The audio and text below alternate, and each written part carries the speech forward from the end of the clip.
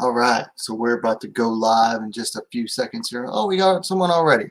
All right, so welcome back to WMMA Now with your host, Chuck Stevens, and welcome to episode number 113 of the WMMA Report, regular show where I talk about everything going on within the world of the women's divisions of mixed martial arts. Reviews, results, rankings, updates, news, name it. Or if it's happened in the last week, going to talk about it here tonight. Got to talk about Joanna Diva over there in the corner of the screen. We're going to talk about the follow-up from PFL, and then we're going to preview the one atom weight World Grand Prix semifinals.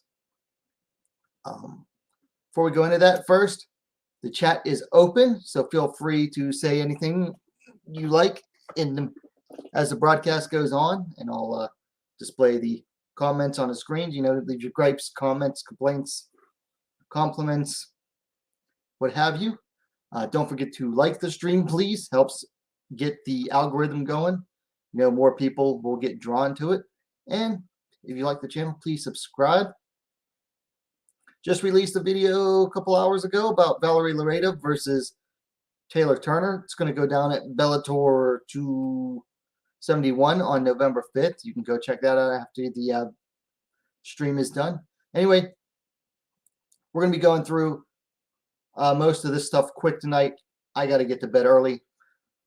So we're going to go through the results. And most of them I talked about on the weekend recap on Monday night. So I won't go into too much in-depth detail on the results. But we'll get into the news and then the weekend preview and everything. All right, so first up, Fearless Women MMA happened Saturday in Rosarito, Mexico. Unfortunately, I didn't get to watch it because something happened with the stream. I got refunded my $5, so no great loss. Just disappointed I couldn't get to watch a full ladies card of action, but keep an eye out for Fearless Woman MMA in the future, just in case. Actually, the event might be up on their Facebook. Then on Saturday, Deep Jewels 104 super atomweight bout, 49 kilograms, basically 108 pounds. Seika Izawa defeated Shiyu Park via decision. This is a very good fight. I saw some improvements out of both fighters. Very much looking forward to what each of them brings in the future. I was already looking forward to this fight. I knew it was going to be good, and it was pretty darn good. Izawa got busted up. Her eye is still, the swelling's coming down, but her face is all bruised up. Park showed a lot of improvement in her takedown defense and her ability to get up. So most likely, Seika Izawa's next fight is probably going to be New Year's Eve for Ryzen. So keep an eye on her. Then over at KSW, Silvia Juskovic defeated Karolina Avcars in a strawweight bout via decision. I didn't get to watch this, so I can't really comment on how it went down. It is a bit of an upset, though, because Avcars is a up-and-coming prospect for them, whereas Juskovic has more of a journeyman record. Then over at Bellator at flyweight, Rina Alexieva defeated, what is this girl's name? I want to say Julia Page via decision in a fairly uneventful bout.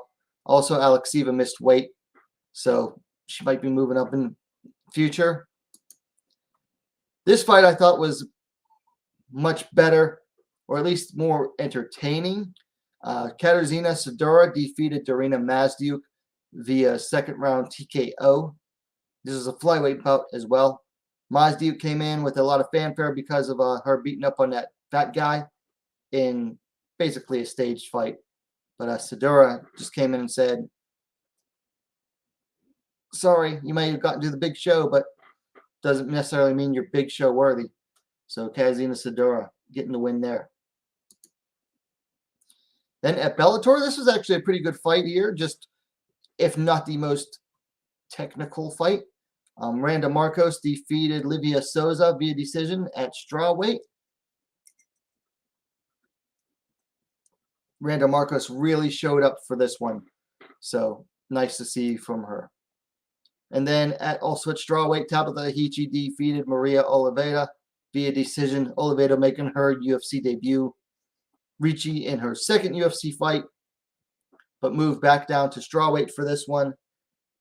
Actually, this is the first time Ricci defeated an opponent with a winning record, so good for her, I guess. Then up on the main card at bantamweight, Jessica Rose Clark defeated Jocelyn Edwards via decision in a very snooze-worthy fight. And that's all we'll say about it. Then Sunday morning, and this fight was darn good. Did a review on this. Kana Asakura Saori Oshima defeated Kana Asakura in a women's super atomweight bout, 49 kilograms, 108 pounds. Big upset here. Saori Oshima getting it done. Very impressed with this young lady. If you haven't seen this bout yet, I posted it in a community post, and it is up on Ryzen's YouTube channel. So go check this bout out if you have not yet, and you will see some amazing grappling, especially from bottom. You know, usually you see fighters, they're stuck on bottom no matter what they can do. They're just not going to get the decision. This was a split decision. I don't know what. I guess I could kind of see why that judge scored it for Asakura, but I don't necessarily agree with it. But Saori Oshima, big upset there. Very nice job for her. Much smaller than Kana Asakura as well, because she's normally a microweight, 97 pounds. Then on Dana White's Contender Series, Karine Silva defeated Yan Chihi via submission due to guillotine choke in the second round. I only caught the very end of the first round and then into the second round up to the finish for this one. But Karine Silva looks good, and she's got that killer instinct, and she has that ability to, you know, she showed that she will capitalize on her opponent's mistakes, because Yan Chihi took her down, slammed her to take her down, and then but left her head in, and that's when Silva just latched onto it for the guillotine. So nice job there for Karine Silva. Got my herbal tea tonight. Then PFL World Championship 2021. Long night last night for those that watched this event. The pacing for this event was absolutely brutal, and this fight only helped contribute to it. Women's lightweight Julia Budd defeated Caitlin Young via decision in very Julia Budd fashion. Budd is just excuse me. Julia Budd is just not an exciting fighter to watch. She's just not. Never has been. Never will be. She got the win. Caitlin Young started out pretty good and then faded, whereas Budd just took over and started getting the takedowns in the second and third round. Just really took over. Just a dull fight overall, though. And it just made the pacing of the overall night that much worse. Or it just made the overall night seem worse. I can't really say anything good about this fight because it was just that dull. All right, so this was the big fight for last night. You know what? No, I'll skip over this one for right now. In the PFL Championship, Kayla Harrison absolutely dominated Taylor Guardado, which was no surprise. Taylor Guardado, before this year, had fought at bantamweight. Okay, she only has technically one pro bout before this year, and it was at bantamweight. And she had always been a bantamweight before, so she moves up, and you know she has one of the biggest X factors in the women's division, in that she is a strong wrestler. And honestly, the women's divisions tend to lack very strong wrestlers, so that helped Guardado get all the way here. It just was not enough. I think she lasted 23 seconds before getting taken down in the first round. Survived the first round, and then I believe got finished in in the second. Let me verify that real quick here. Verify that finishing time. Yeah. So Harrison got the armbar in the second round. It was inevitable. So I mean, just absolute domination by Kayla Harrison. And, Dana White said that she should probably stay where she is, and a lot of people did not like that. I gotta be honest though, she's making bank in PFL. So as long as PFL wants to keep her, I think she should stay there. Now, a lot of people say, oh, but she's a competitor. She's this, she's that. She has that competitive spirit. Yeah, she does. But she's also got a family. She adopted her sister's kids now. She's got to look for money. And she's going to make more money in the PFL than she probably will overall in the UFC. And definitely probably will make money overall every year in PFL than she will at Bellator. I think, honestly, might be best for Kayla Harrison long term if she stays in PFL. Guardado, I think she should look to go back to, like, say, Invicta and at bantamweight, or she should look to go back to Bellator for featherweight. I mean, she'll probably make it to the. I don't know. With who PFL is bringing in for next season, I don't know if she'll make it to the finals again. She just doesn't have that high level experience yet.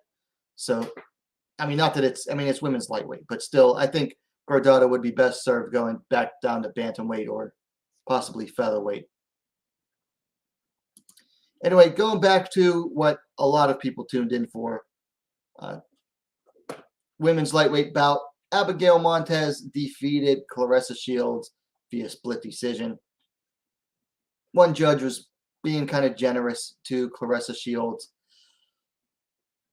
So Montez couldn't really do much in the first round, mostly just hugged Shields against the cage, holding on to her for dear life a little bit. Shields, when she had the space, was getting multiple punches off. And that was the case for any time in the fight. But in the second round, Montez was able to get her down, do some light ground and pound. And then in the third round, Montez got her down again. And if she had a little bit more time in the third round, the fight ended with Montez mounted on Shields, throwing some ground and pound. Had she been able to get there a little bit sooner, I think she would have finished Shields. But as it is, Shields made it to the bell. 2 out of 3 judges saw it for Abigail Montez. Got my Mountain Dew as well, besides my tea. So, congrats to Abigail Montez.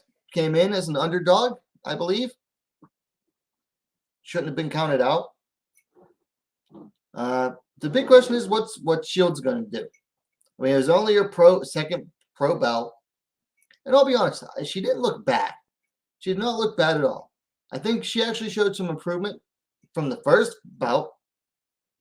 Just here's the thing. She's been boxing for just years. She's been working on MMA for 9 months. 9 months is not enough time training MMA, even when you're already a professional combat sports athlete. 9 months just is not enough time to go pro in MMA. It's not. Even with your boxing skills, that's great. But she does not have the takedown defense yet. She does not have the ability to, get out from underneath her opponents yet. She doesn't have the ability to get back up yet. Excuse me.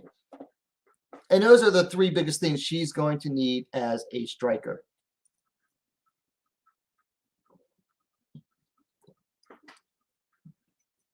Okay, that's better. Shields has a lot of work to do in MMA. But meanwhile, she already has a bout booked in December for boxing.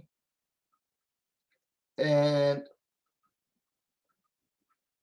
she's going back and forth, doing whatever gets her more money. You cannot be a part-time MMA fighter if you want to make money doing it. You just can't. I mean, right now she's getting paid, I imagine, by PFL, and she's doing it part-time. But here's the thing. If she wants to have continued success, you can't be a part-time MMA fighter. And by that, I mean you can't be splitting yourself between MMA and boxing, or MMA kickboxing, MMA Muay Thai, MMA wrestling, what have you. If you're going to focus, if you want to find success as an MMA fighter, okay, you got to do it full time. You have to be a full-time MMA fighter. Okay, and I realize, and that's why I mean when you got to be full-time. Like, there have been plenty of fighters who have like worked a regular job and fought MMA and found success. That's not what I mean. I mean, if you are going to be in combat sports and you want to be in MMA, that's got to be your excuse me, your main focus. You can't be worried about going back and forth between, oh, I'm going to box here and I'm going to take an MMA bout, or here's another example besides Shields. Stamp Fairtex, okay? She was spreading herself too thin. She was the one kickboxing champ, the one Muay Thai champ, and she was trying to compete in MMA. Guess what? Within the space of a year, she lost her kickboxing belt. She lost her Muay Thai belt, and then she lost her first MMA fight. Well, she didn't lose her first fight. She lost in MMA for the first time. Why? Because she was spreading herself too thin. You can't spread yourself thin like that. MMA requires dedication, full dedication. You just can't half-ass it. You just can't. And, I think Shields is going to have to make that decision. If she can make more money boxing and that's what she wants to do, then great. That's her first love, and that was her goal, to make money in boxing. She came to MMA because she isn't making the money in boxing that she wants to. But now it seems like she has a big deal signed with Sky Sports over in England. So if they start paying her right, she might just give up MMA for good, because she only really came to MMA for the money. You just can't be a part-time MMA fighter. You have to do it full time. Now for Montez, I think she'll go back to bantamweight or featherweight. And that's another thing. Montez moved up in weight for this fight. Her third pro fight and her third weight class, each time moving up. And Shields lost to a smaller fighter, because Shields is definitely the bigger fighter in there. Or at least, well, Montez looked flabby in there, whereas Shields was actually looked to be in shape for that weight class, which just shows you that Montez, either packed on the pounds or just didn't even have to shed any to make 155. Shields, she's a big girl. She's thick. She's built. That's her weight class, 155. And I know it's barren, but they're trying to, match her up as good as they can. And that's one thing. I saw people complaining about the matchmaking from PFL. They're like, how hard is it for them to put her in there against a striker? It's like, yo, I don't know if she still is, but I know Montez used to train at Lobo Gym down there in Mexico. Who comes out of Lobo Gym? Alexa Grasso, Irene Aldana, Karina Rodriguez, all strikers. So she came from a striking gym. And people are like, oh, they only put her up against grapplers. It's like they put her up against someone from a striking gym. It's not Montez's job to stand up and strike with Shields. It's like, it is nobody's job to basically go in there and fight Shields' fight. I'm sorry. If they know that her ground game is weak, if they know her ground game has holes, this is MMA. They're going to take her down, and they're going to try to finish her on the ground. Period. I don't know what. People are basically just saying, well, just give her the easy fights with fighters who will just stand and trade with her. Come on.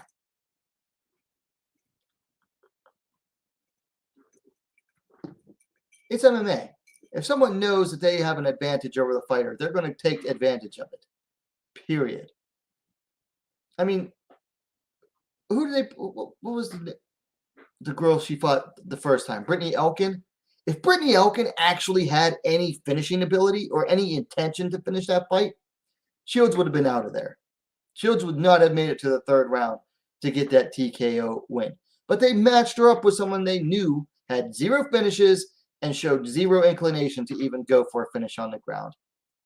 So they were matching her up good. And then they matched her up with a girl who was moving up a weight class from her last bout and had very little experience. It's just that Shields is not an MMA fighter yet. She's working on it. She's showing some work. I don't know if Jackson MMA is, if Jackson Wink Gym is the best gym for her. They just don't teach the fundamentals that good. Like none of the Jackson Wink fighters have great fundamentals. They have like great like dynamic moves and everything like that. But like the very basics, the most fundamentals, Jackson Wink has never been very good at teaching those fundamentals for the fighters. So Shield, she's got to go back to the drawing board. Montez, PFL might keep her around. Who knows? PFL is going to keep Shields around, especially if they lose Harrison. They want the drawing power that Shields brings. And Shields did bring attention to this. I mean, she got MMA Twitter. She got the MMA sphere talking about her. She got the boxing sphere talking about her. And a lot of people are trashing her right now. And she kind of brought it on herself because Shields is one of those people. She just has a very abrasive personality. She's just not very likable. And a lot of people say, well, people just don't like a confident, woman. It's like, no. People don't mind confidence. They just don't like abrasive personalities, which is what Shield brings. So, yeah, people are crapping on Shields right now. Does she necessarily deserve for her performance? No. It has to do with everything she does outside of the cage.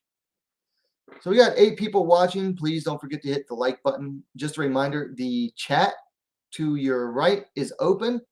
Feel free to leave comments as you like. So that was it for this weekend. So let's get into the news here. I only got a few news items to go over real quick, and then we'll get into the weekend preview, and then we'll talk about Joanna the Diva. All right, so first up, BTC Fight 13 goes down November 20th. It's at St. Catharines in Canada. They booked a featherweight bout. Sarah Kaufman, the Strikeforce Invicta and UFC veteran, coming in at 24-5, taking on Bellator veteran Jesse Mealy, coming in at 9-5. Nice to see Sarah Kaufman get a fight lined up. She's trying to get signed by one of the bigger promotions after being in PFL, I want to say last year she was in there. Yeah, it was last year. Was having a hard time getting a fight because, the bigger promotions, they don't want to sign a fighter off of a loss. And it's like, well, I have to get a fight in order to get a win. So hopefully she gets the win here and then gets signed back to one of the bigger promotions, either UFC or Bellator, because it's a shame that she's not in either of them right now. Then Combat Night Pro has an event November 6th in Jacksonville, Florida. They have a bantamweight bout. Megan Colley taking on Whitney Powles. Colley fought a couple times for Invicta. She's one of the teammates and training partners of UFC featherweight Felicia Spencer. And then Bellator 271 goes down November 5th. Added 2 more ladies bouts. Both of them in the flyweight division. First up, Bruna Ellen coming in at 5-3, taking on Desiree Dirty Des Yanez, also coming in at 5-3. And then Valerie Loretta coming in at 3-1, taking on Taylor Turner, coming in at 5-7. So Ellen versus Yanez should be a darn good scrap of a fight because both ladies are very scrappy. Loretta versus Taylor Turner, it looks like they're trying to set her up with like, what do you call it? A tune-up fight, as it were. But, Taylor Turner was supposed to be a tune-up for Heather Hardy as well. Didn't work out for Heather Hardy very good at all. So Taylor Turner could upset the apple cart here as well. It just remains to be seen. Then Brazilian Fighting Series 3 goes down November 21st in Rio. Added a bantamweight bout. Sarah Froda versus Larissa Rodriguez. Might remember Sarah Froda. She was in the UFC for a short bit. Covered in tattoos. Even had them on her face. Built like absolutely bricked up girl. And then Copa Team Force 5 goes down December 18th in Brazil. Bruna Vargas taking on Patricia Alujas in a strawweight bout. And then final news item here, CFFC goes down, or excuse me, CFFC 104 goes down December 17th in Atlantic City. Broadcast on UFC Fight Pass. A catchweight bout between Jennifer Lopez and Alana Arnett. No, not that Jennifer Lopez. Different Jennifer Lopez.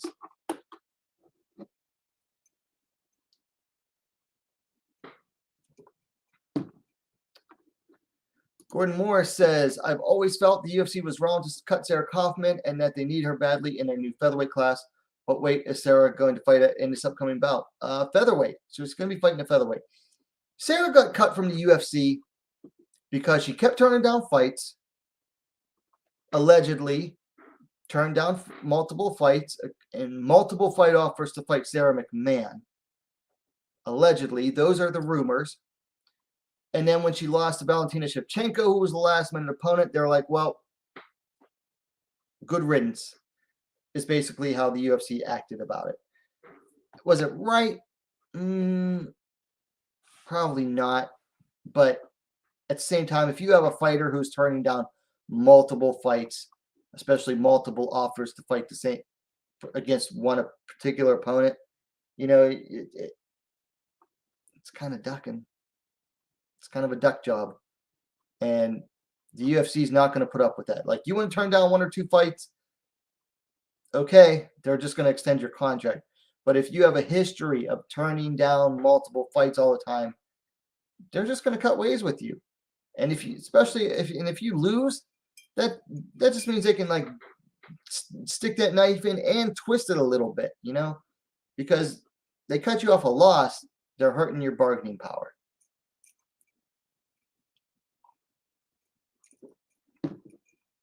Anyway, that is it for the news. So let's move into the rankings updates here real quick. So first up,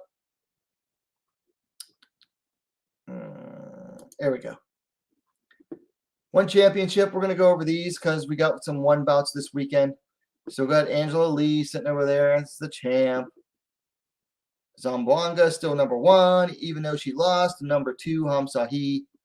Stamp is at number 3. Ritu Fogat at 4 and Mumbo at number 5. Stamp and Ritu both have bouts on Friday. So these could change come next week. Then over in the UFC, of course, Joanna got removed from strawweight. Now these were a little different than how they looked on Monday. So Monday, Joanna was removed and basically everyone got moved up 1. And that's basically what happened here. Only difference is on Monday, it looked like Jessica Penny was being moved up to number 5, brought in at number 15 from unranked. But she isn't. And it's Brianna Van Buren. And Felice Herrig is still ranked, even though these two fighters have been very inactive. So I don't know why they would bring up Van Buren, who's coming off a loss to Torres, and it's only 1-1 in the UFC. I mean, at least Jessica Penny fought twice this year. Van Buren hasn't fought since at all in 2021. So who knows what's going on with her. But yeah, Joanna Lee exits the rankings because she's not interested in taking fights right now, and we'll talk about that again in a bit. So everyone else gets to move up because of it. So that's the rankings. Let's talk about this weekend's fights. So first up, one championship is on Friday, but we're going to save that for the end because I want to go a little bit more in depth on those. First up, on Saturday, ARC number 6 in South Korea has a strawweight bout. Eunjung Lee on the left taking on Saw Young Park on the right. Lee coming in at 1-3. Park making her pro debut. Don't really have any other stats for them on Tapology. Could go either way. I mean, Lee has just not shown much going on. Park, I don't know anything about her other than what gym she trains out of. So can't really say anything about this fight. But ARC is that side project promotion for Road FC in Korea. They teamed up with Africa TV. It's like a live streaming service, a live stream channel, like kind of like Twitch, basically. It's like the Twitch of Korea. The rounds are shorter. They're only 3-minute rounds, and that's for all fights, not just ladies. It's for all fights. And it has like limited time allowed on the ground to enforce the action. I think you also get like a bonus, like a cash bonus, if you finish the fight in the first 30 seconds. So it's a pretty interesting little promotion. It's designed to reach out for, that live streaming crowd with the short attention spans. So it's something different they've been trying. I've watched all of them, and they're pretty entertaining fights. Like they go for the fighters that are going to bring the action. Also on Saturday in France, we have Hexagon MMA 2, a minus 57 kilogram bout. Lucy Bertode taking on Carla Benitez. Looks like 125. Sounds about right. Bertode, Fireball coming in at 3-2. Benitez coming in at 18, 15, and 1. I don't know how I've never heard of Benitez before, as she's fought this many times. I might have just forgotten about it. But let's see. Benitez is the elder fighter, 42 to 36 for Bertode. Same height, 5'6", 168 centimeters. 64-inch reach, 163 centimeters for Bertode. No reach available for Benitez. I've seen Lucy Bertode fight, I know, in Bellator at some point. I'm pretty sure she's fought for them. Yeah, she's coming off a win in Bellator a year ago. Benitez just picked up a win, 4.5 months ago in Shooto, Brazil. Or no, Shooto, Spain. Guess is as good as mine on this one. But that's Hexagon MMA. I'm not sure how you can watch it even. So, but it is nice to see MMA doing well in France, considering I think it only got legalized there, I want to say last year or earlier this year. So MMA is alive in France. Then we have in Brazil, we have SFT 31, going to be an all-ladies event. Now, SFT is not an all-ladies promotion. This is just an all-ladies event. So first up, I'm not going to go through every bout on here. I'm just going to focus on the co-main event and the main event. So in the co-main event, we have Bellator veteran Bruna Vargas on the left there taking on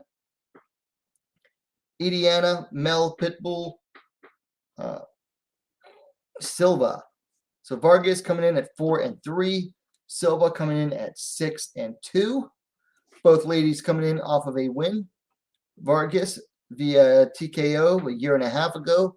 Silva fought much more recently, just 4 months ago, getting a win by submission. Vargas, much older fighter, 32 to only 19 for Silva.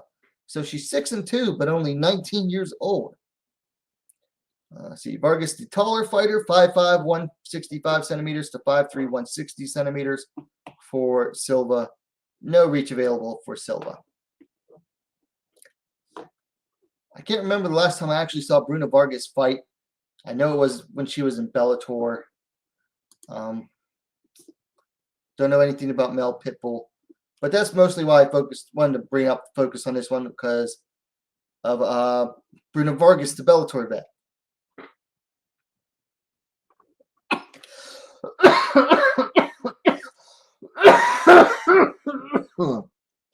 Excuse me. So let's move along to the main event. This one is at flyweight. Co-main event was at strawweight, if I didn't mention it. Giselle Mojeda coming in on the left, coming in at 9-5, taking on Brenna Cardoza, coming in at undefeated at 5-0 on the right-hand side. Take that comment down. Let's see. Loretta is much elder, 40 years old to 27 for Cardosa. Stand the same height, 5'7", 170 centimeters. I haven't watched either of these ladies fight before, so it's hard to really pick one.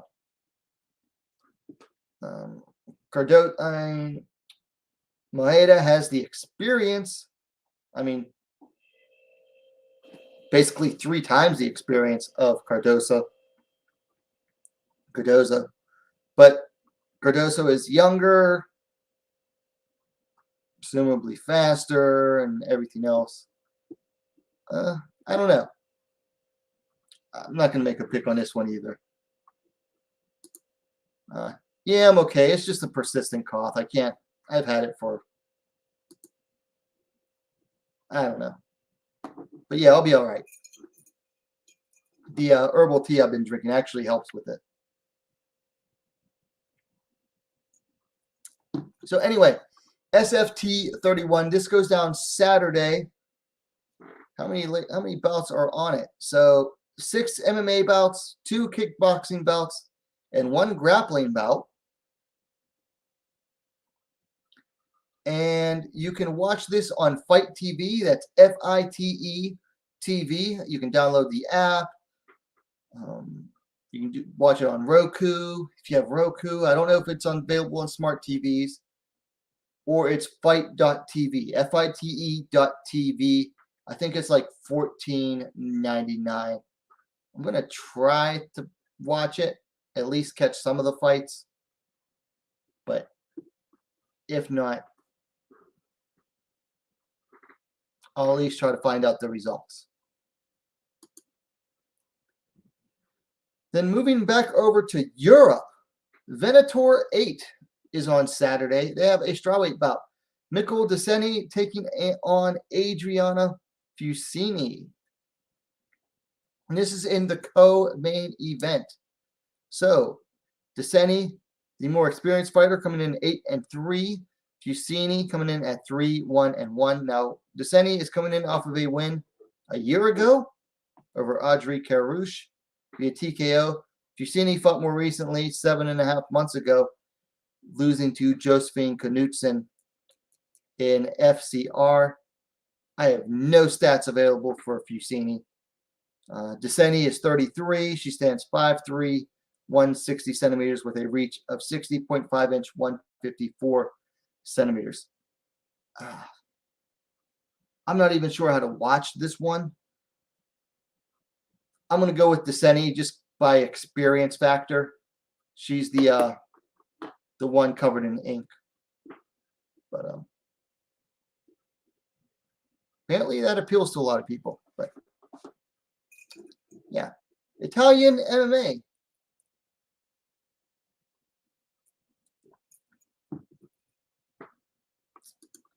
All right, so UFC 267 only has 1 ladies bout this weekend. Only 1, but it's a good one. Strawweight division. Amanda Hebos coming in at 10-2, taking on Verna Jandiroba coming in at 17-2. Now Hebos coming in off of only the 2nd loss in her career 9 months ago to Marina Rodriguez via KO. Jandiroba coming in off of a win over Kanako Murata 4 months ago. Before that, had a loss to Mackenzie Dern via decision. Probably could have gone her way. Possibly. Had she put in just a little bit more effort into that fight, she could have beaten Dern. Anyway, Jandiroba is the elder fighter, 33-28 for Hebos. They are the same height, 5'3", 160 centimeters. Hebos has the longer reach, though, 66 inches, 168 centimeters, to Jandiroba's 64 inches, 163 centimeters.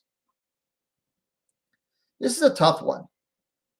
If Jandiroba comes in looking the way she did against Kanako Murata, she could definitely beat Hebos. I don't know. The way Hebos is, though, I don't think that loss to Rodriguez, snapped her confidence or anything. So, I mean, Jandiroba is definitely going to be coming in confident in this bout. But Hebos just seems irrepressibly confident. As far as the actual skills go, Hebos is just so flowing with her game. She doesn't do like too much guesswork or anything, but her game is very simple and it works. And nobody's really been able to outwork her on the ground. Even Dern didn't. Now, granted, Dern was only 4 months off of a pregnancy at the time, which might be why. On the feet, I definitely got to go with Hebos. She's the better, cleaner striker of the two. So got to wonder about that chin. Jandiroba, very strong. She definitely has better ways to get the fight to the ground than Dern does. And she's definitely a better ground fighter than even, like Marina Rodriguez was. Very good, strong wrestler. Very good BJJ. Has Jandiroba. She could be like the first fighter to genuinely give Amanda Hebos problems on the ground. I mean, the only fighters that have really beaten Hebos are Polyana Viana way back in 2015 in the first round via knockout, and then Marina Rodriguez via knockout. I'm going to go with Hebos, but I am not at all 100% on that pick.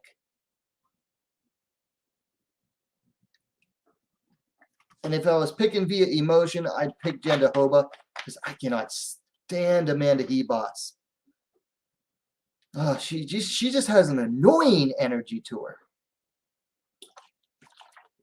I know a lot of people like her, but man, I find her just so annoying. Anyway, let's talk one championship. What's this one called?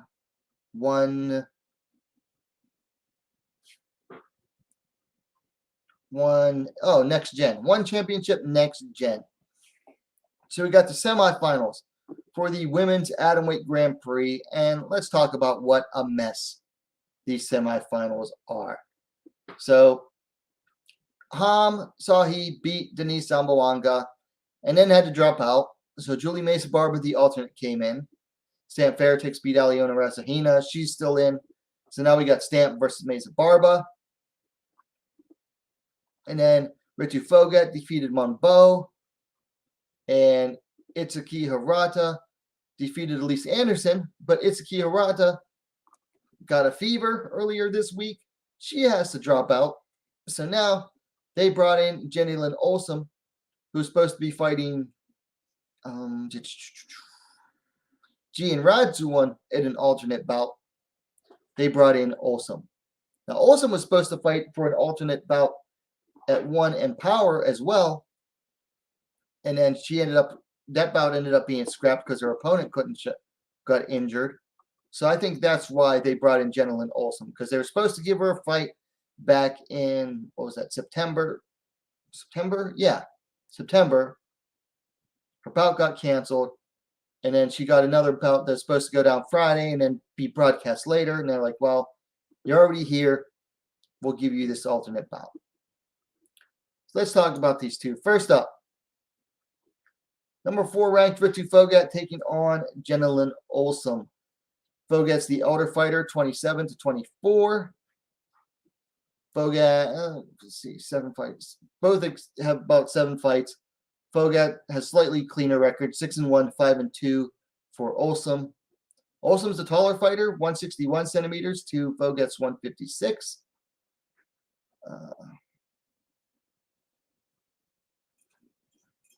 They actually have a shared opponent, these two. Jenny Lynn Olsen is coming off a win against B. Nguyen, and Ritu Fogat lost to B. Nguyen in a contentious split decision back in April. So should be an interesting one because of that shared opponent. Granted, styles make fights. Jenilyn Olsen, primarily a striker. She's out of Team Lakai in the Philippines, which is a striking gym. Ritu Phogat, of course, is the wrestler. The strongest grappler still in the tournament, easily. I'm going to go with Ritu Phogat, but because of Jenilyn throwing a wrench into things, like Ritu was preparing for another grappler, now she's fighting a striker, could turn out very differently. Got a couple comments here. Blue Dash says Stamp should be able to beat Julie. Talk about that fight in a second. Also thinks Olsen has a chance of upsetting. She definitely has a chance of upsetting. I mean, if she can stop the takedowns of Phogat, or at least stop the first couple, it would really, or at least show an ability to get back up real fast. Like if she can not get stuck on the ground against Ritu Phogat, that's going to make Ritu Phogat struggle a lot more. And we saw that against B. Nguyen. And we could see a repeat of that here. Because Ritu, she has one path to victory, really. Her striking is not that good. She puts her head down and swings big punches. And that is her striking game. Her wrestling, though, does a lot of nice work. If she'll start with a double. If she can't get the double, she will switch to the single.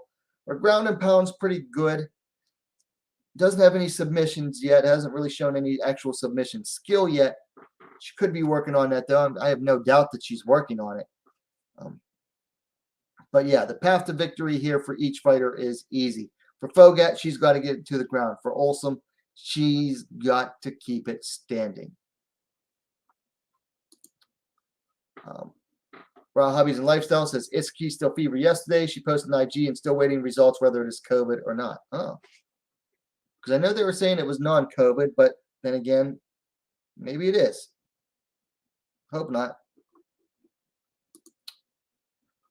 So anyway, this bout, Phogat versus Olsen, is the co-main event of the evening.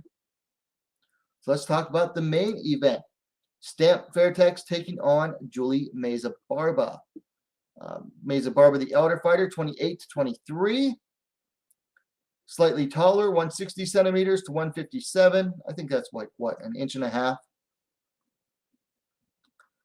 And then Meza Barba has more experience as well, 9-2 to 6-1 against Stamp. Meza Barba is undefeated in her last 5 bouts. Stamp is 4-1.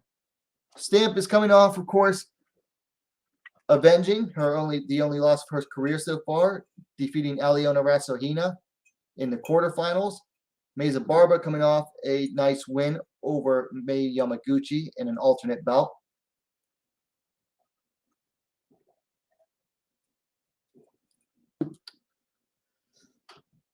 This one, I'll tell you what, there's been some trash talk on this one. Meza Barba has been totally dismissive of Stamp, saying, her Muay Thai's not that good. She's slow. She doesn't throw enough. Meza Barba has been talking a lot of trash coming into this one. And it's not like, she's just being like rude trash. No, I mean, it's like she's critiquing Stamp's skill, and she's not entirely wrong. Like, Stamp definitely could throw more in her fights. But when you're new to MMA and you haven't been grappling for very long, yeah, you're not going to throw as much because you're worried about the takedowns. This could be a good one. And to me, the winner of this bout moves on to the final, obviously they move on to the final. I think the winner of this bout wins the tournament. I'm going with Stamp, but Meza Barba could be another banana peel. She could upset the apple cart here. I liked what I saw from her against Mei Yamaguchi. Granted, Mei Yamaguchi's smaller, more one-dimensional in her striking. Didn't even really try to take it to the ground too much. And a lot older and slower than Stamp. But I did like Meza Barba. Like, she had a jab, nice probing jab.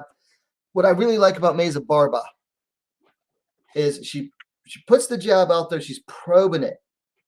But as soon as it lands, as soon as one of those jabs lands, the left, or no, she's right-handed, she's orthodox, gets that probing jab. And as soon as the jab lands, it gets close enough to land, boom, the right hand's right there. Very fast. I mean, very fast. It's very nice to see in action. It's a neat way of using the jab, which, of course, is probably the most underutilized strike in MMA. So Mayza Barber has some nice things going for her. I'm picking Stamp, but a Mayza Barber win also would not surprise me at all. And, you know, you go back to the bracket. Stamp or Julie most likely facing Ritu. Of course, Olsen could be the upset as well. You could very well get two alternates in the finals, which would just be absolutely wild and would just top off this chaotic Grand Prix, which that's what MMA tournaments do. They're chaos. They're chaos. They never go down exactly the way that they're supposed to go down. I mean, favorites often get eliminated early. You know, you get your dark horses that do really well.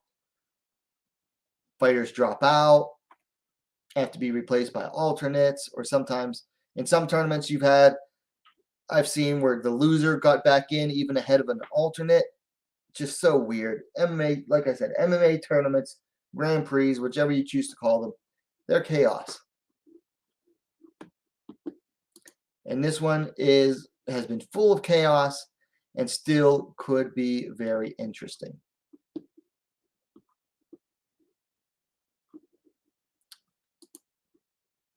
Gordon Moore says Olsen's grappling skills aren't bad. No, they're definitely not.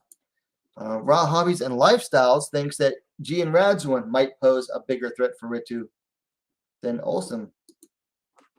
Gordon said Julie said Stamp is slow, too slow for MMA. Do you agree? No. No, I think she's just really talking trash. She's not too slow for MMA. I mean, she only has one loss and avenged it. They should change the theme name to One Chaos. Yeah. Well, I mean, honestly, though, chaos has described the entire last year and a half, really, in MMA. So it's just that this Grand Prix has been chaos from the start. Gordon Morris asks, as for grappling skills, how do you rate Nicolini versus Fogat? Well, I think if either one were to finish the other, Nicolini would most likely sub Fogat. Then Fogat would get a finish on Nicolini. I think Nicolini would gasp after a little bit, but she's also bigger than Ritu. I guess I'd go Nicolini over Fogat, but I don't know. It'd be an interesting bout. You know, one championship, I don't think they've done a plain grappling bout ever since Gary Tonin made the switch to MMA. Like, they brought Gary Tonin in, they did some grappling bouts with him, and then he switched to MMA, and now they haven't done any grappling bouts, I don't think, since then. That'd be a good one.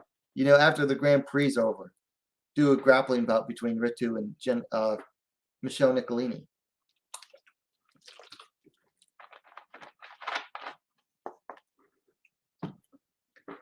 All right, so let's talk a little bit about Joanna Diva.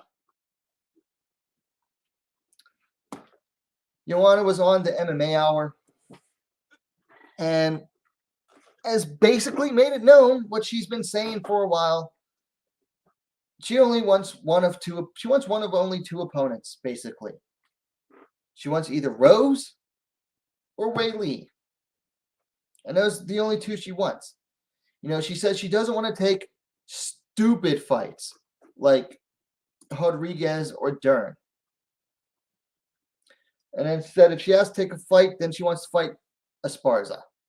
I believe that's how it went. Like, She has to take a contender bout. Then she wants to face Esparza. I'm like, you know what? I like Joanna when she's fighting. And sometimes she's cool outside the cage. But lately, she is just acting like a diva. Look, you haven't fought in a year and a half. You might not fight for 2 straight freaking years. You need to take a fight, period. Okay? You keep wanting title fight after title fight after title fight. Well, guess what? You've lost title fight after title fight after title fight. You haven't won a single title fight since you lost the title to Rose, Joanna. You don't deserve a title fight, and you don't deserve to lose to fight whoever wins or loses this next title fight. Okay? You want to fight for a title, earn the title shot. Earn it. And then you say, well, if you got to fight someone, who do you pick? Esparza. Yeah, you pick the perceived easy fight because you already beat her in 2015. So you pick the short, stocky wrestler when you have one of the best takedown defenses in the division. You don't want to fight Marina Rodriguez, who's just as tall, if not taller, and can stand and strike with you. You don't want to fight Mackenzie Dern, who's just as big as you. You called them stupid fights. Right, stupid because they're high-risk fights. She doesn't want high-risk fights unless the reward is much, much higher. I'm sorry. I just can't get behind this diva behavior from Joanna. You want to retire? Go ahead and retire. You've been talking about it for several years now. You don't want to fight, then don't fight. Retire already. She's talking about possibly fighting out her contract and going and fighting for, probably KSW is the most likely one, or Fame MMA in Poland.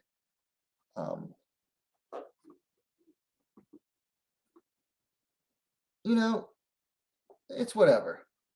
I'm just tired of this diva behavior from fighters that only want, the exact things that they want instead of the exact things that they should do. I mean, so many fans are calling for Joanna versus Marina Rodriguez. They started calling for that fight. Some people have been calling it for that fight for a while. But as soon as Rodriguez beat Dern, everybody was saying, well, that is the fight to make right now. Marina versus Joanna. Because if Joanna can beat Rodriguez and do it in convincing fashion, guess what? They'll probably leapfrog Joanna over Carla. Because they don't want Esparza near the belt. They just don't. And frankly, I don't think Esparza should have to face Joanna to get a title shot. Esparza's earned the title shot herself. Joanna hasn't earned anything in quite a while. And I know people are going to argue, but she just had, a very close fight against Zahn, fight of the year, blah, blah, blah, blah, blah. Yes, a year and a half ago. That was already a year and a half ago. By the time she fights again, it'll probably be 2 years since that happened. Okay? A lot has happened in that time. A lot has happened in that time. The division is very different. Already. And you have more fighters that are looking to break into the top 10 now. It is not the same division. It is not the same division since she was on top when she was the champion. And it's not even the same division since she last fought a year and a half ago, losing to Zahn. It's like, look, you are like, let me pull up her record real quick.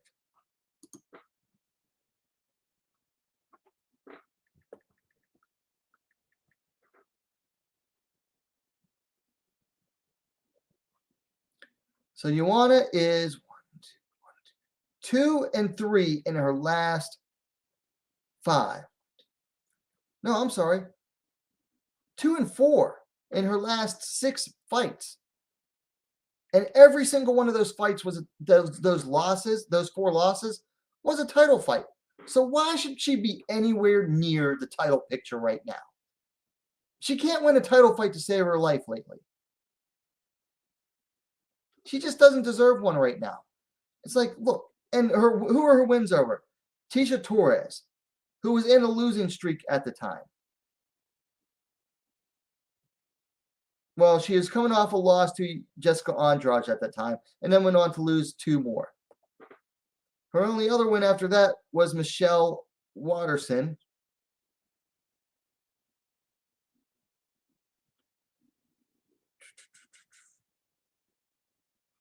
And that was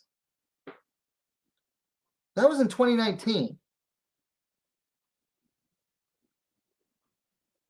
Am I looking at the right one? Yeah. Joanna fought Michelle Waterson in 2019 and then fought Zahn in 2020. So she's had 1 fight in a year and a half, and her only win before that was Michelle Waterson. So she hasn't even beaten a top 5 fighter since Jessica Andrade in 2017. So she has 0 top 5 wins since 2017. 4 freaking years since she beat a top 5 fighter. I think at this point, if the UFC offers you a top 5 fighter, you need to take it and stop calling them stupid fights. You want a shot at Rose? You want a shot at Zahn? Well, guess what? They're the top. You need to fight someone a little bit lower than them to prove that you deserve that shot.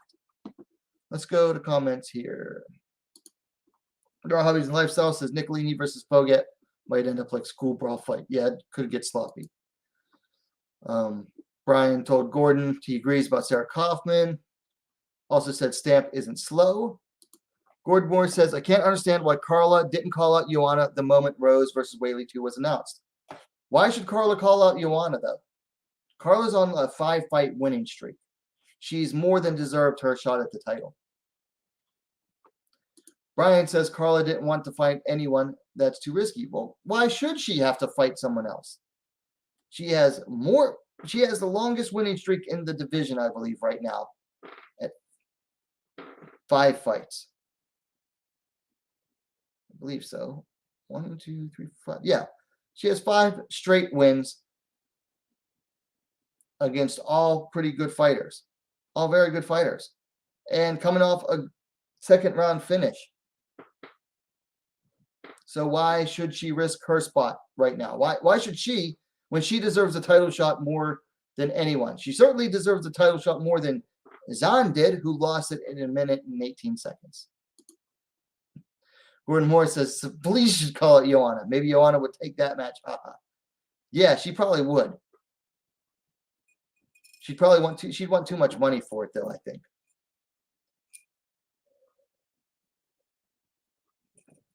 Yeah. So I had to vent about Joanna being the diva. Oh, Joanna contender is now Joanna diva. Gordon Morris says Carla must know the UFC would keep Joanna in her way. That's why she should have called her out to eliminate her. Okay, maybe, but I disagree. Why should she have to face Joanna? Who has Joanna beat lately? Joanna hasn't had a good win in how many years? And why should Carla have to risk her 5-fight winning streak against Joanna, who hasn't beaten, whose only wins are outside the top 5 right now? Like, I don't think it's on Carla to prove her spot right now. It is on Joanna more than it's on Carla at this point. Carla doesn't have anything to prove right now. Joanna has a lot to prove because she can't beat any top fighters right now. Hasn't beaten any top fighter in years. I mean, let me pull the rankings back up here.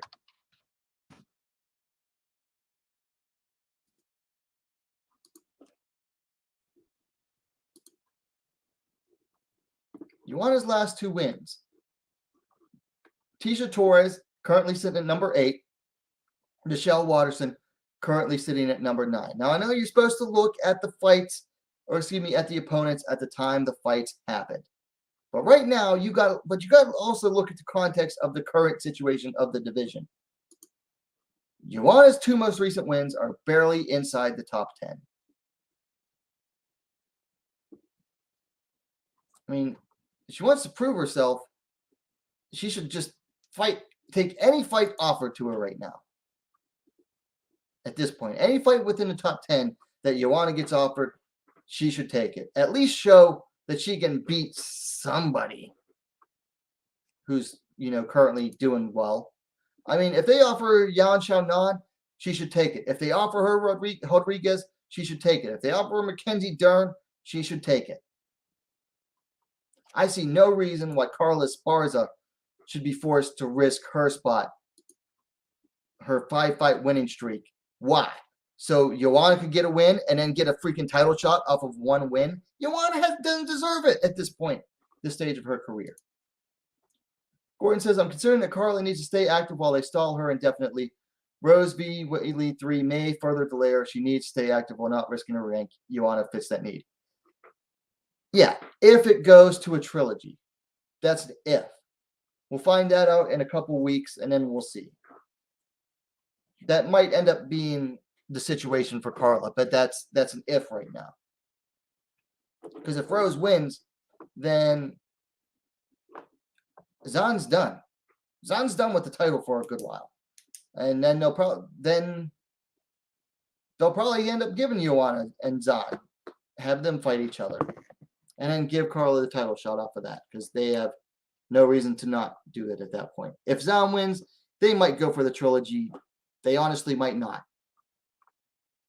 They'll probably go for they might go for Carla, seeing her as the easier opponent for Zhan.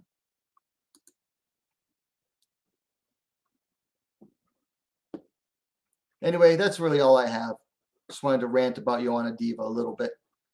Like I said earlier, don't forget to hit the like button, because I'm going to get out of here.